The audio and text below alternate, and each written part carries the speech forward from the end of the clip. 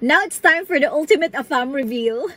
So sa katubi kang mga bagong followers ini nga page or people that don't know me, you might be wondering, why am I speaking or talking about AFAMs? Well, because iring nang gigakos. Because my husband's also an AFAM. And for those who know me personally, kabalo naman jud mo, dugay na, I've been married to him for 10 years now. Yay! And we have 2 kids together. And guess what? I also met him sa Osaka online dating site.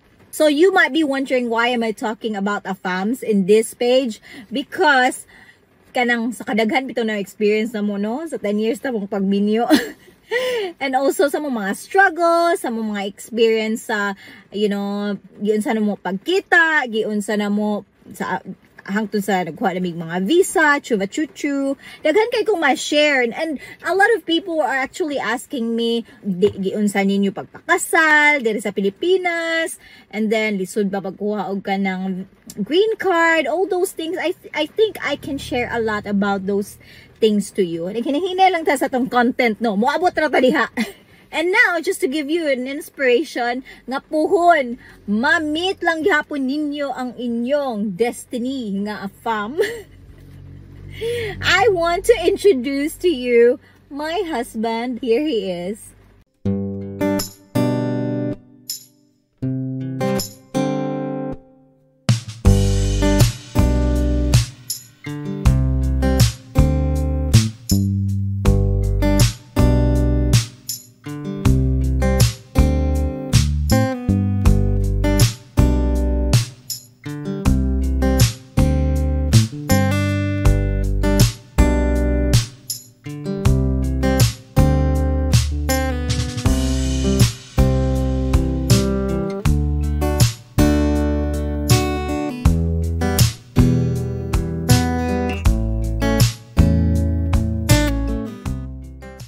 So now that you know him, di na siguro po mo makaingon, no? Giskam mo na usang content.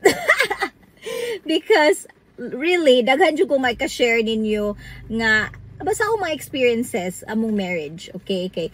You know, lisod ba kaayo wa kay mga resources niya ang imong partner is na laing culture, laing citizenship. So manginhanglan jud ta guidance ana. So if you have something that you want to ask me, you know, about siguro mga red flags, a few years ago pa lang jud, daghan jud nag-ask nako about, you know, unsay maayo, unsa akong ika-advise ug na sila na meet nga AFAM, kunang seryoso ba ni nila. I know there's a lot of resources there na internet now, but you know, ganahan jud ta baya, murag reassuring nga makapangutana ta sa kanang tawo nga naka-experience pud ana, no? So if you guys have questions, especially na alam mo we're in the same boat right now, just please ask me. Like I said, I've been married with my husband for 10 years. We've been traveling a lot, especially because he's in the military.